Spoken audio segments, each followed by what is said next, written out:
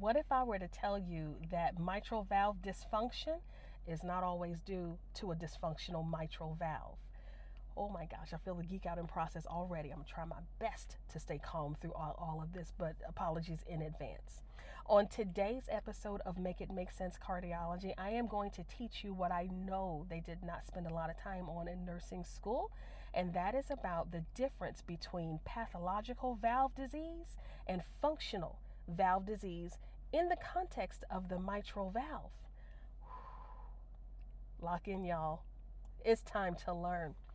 For those of you who I've not had the pleasure of introducing myself to, please allow me to do that right now. My name is Andrea Gibson. I am a cardiac nurse practitioner, educator, and creator of this right here, Make It Make Sense Cardiology, because I got really, really tired of seeing brilliant nurses become frustrated and overwhelmed by cardiology concepts simply because physiology wasn't explained very clearly in their respective training, and I am here to change that. So today we get to learn about the difference in that valvular dysfunction ain't always valvular dysfunction. Let's do it. In nursing school, we are all taught about the valves of the heart, and there are four: aortic, pulmonary, tricuspid, mitral. No particular order. Those valves have one function and one function only, and it is to make sure that blood flows through the heart in a forward motion.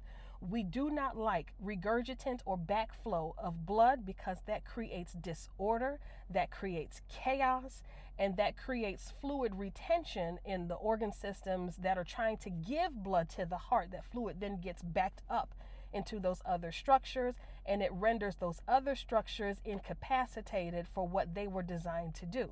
We don't like that. Forward motion is what we need, and that's what the valves serve to do. The mitral valve, this is the valve that's on the left side of the heart. That is the gateway of blood flow between upper and lower chambers. I brought a visual aid. This baby right here, that's your mitral valve. Up here, you've got your left atrium. Down here, you've got your left ventricle. This is your gateway of blood. When the heart receives its blood supply from the lungs, it comes in by way of your pulmonary veins. And then your pulmonary veins bring blood flow into the left atrium through that mitral valve, ultimately into the left ventricle, and then out to the body by way of the aorta. If this valve becomes incompetent, and FYI, in school, they predominantly teach about pathological valve disease. That is if this valve right here becomes dysfunctional in one of three ways. Either it becomes sclerotic, which means it becomes thick and stiff. It becomes stenotic, which means the leaflets, the parts that, go the open and the close, they become very narrow and blood can't get through that very tight opening. Or they become prolapsed, which means the leaflets, the parts that go like this, the leaflets will collapse on themselves and allow for that regurgitant or backflow of blood. That's what they teach you in nursing school. Sclerosis, stenosis, prolapse. That is not the only way that this particular valve can become incompetent. Because if you notice, this valve is anchored to the left ventricle, which means you can have patients who have dilated cardiomyopathy. That means that this chamber right here, the muscle that makes up the wall of this chamber, instead of being nice and firm and nice and tight, it becomes all floppy and loose. So instead of, nice strong walls, it becomes all loose. And the moment that these chamber walls become loose, it is going to take the anchors right here and stretch them. And then the top of that valve up here, the leaflets, they won't be able to coapt or come together tip to tip because they've been stretched. They've been stretched. Therefore, when the leaflets don't coapt, regurgitant blood flow. That, my friends, is what is called functional mitral disease. Means that, you got blood flow, that goes backwards, that's that regurgitation, but it's not because the valve itself is problematic. The valve itself is just fine.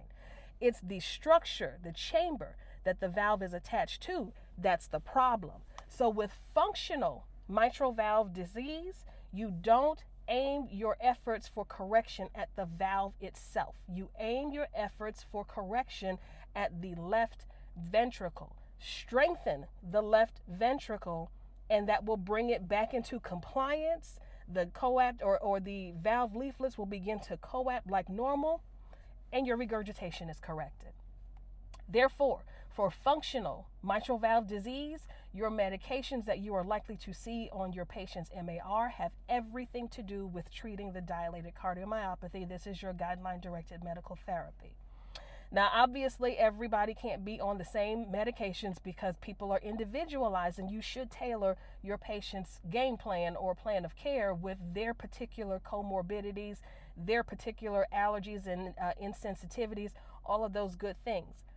But if your patient is on maximum guideline-directed medical therapy and the heart muscle just won't get strengthened the way that you had hoped that it would, that ejection fraction still remains pretty low, then what do you do about that valve? Because you can't ignore it. You can't ignore it, especially if your patient has symptoms like shortness of breath or orthopnea. That's that feeling that, I'm fine breathing when I'm sitting up, but when I go to lay back, can't do that.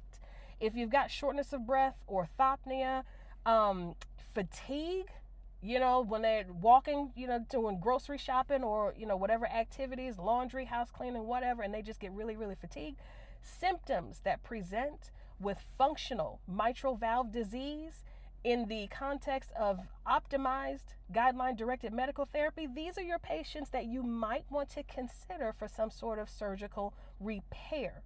Repairs come in a plethora of different ways. One of the ways, though, is a mitral clip.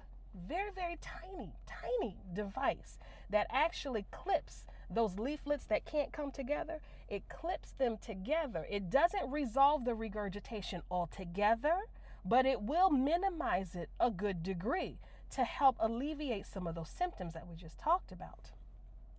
Now, what should happen if your patient is on maximum guideline-directed medical therapy or whatever it takes to get their heart muscle, that ventricle wall, nice and strengthened, their ejection fraction has gone back up to normal, dollars to donuts, that mitral regurgitation, out the window. It's done. You fixed it. Because remember, the goal with functional mitral valve dysfunction or regurgitation is not to aim your efforts at the valve itself. It is to aim your efforts at the cardiomyopathy. Does that make sense? All these concepts and so much more, I go over in elaborate detail in my series, my book series. First volume of that series is out. It is called Make It Make Sense Cardiology, Volume 1, Foundations and Fundamentals. Now, you're not going to find valvular heart disease in that one because, again, this is foundations. You got to learn the basics, and then we build on the basics to talk about the more complex concepts in cardiology. Cool? All right. That was a good lesson, y'all. Y'all did really, really good. If you have any questions, y'all know how to reach out to me. Like, follow, repost, share, all that jazz. For those of you who are new to the classroom, welcome, classmates. Everybody say welcome. And hit your like button up there if you'd like to join the classroom for future lessons just like these. The book, you can find the link in the bio. Go on Amazon. You'll find it there. It's by the same title as this series, Make It Make Sense Cardiology. And until next time, y'all, class is dismissed.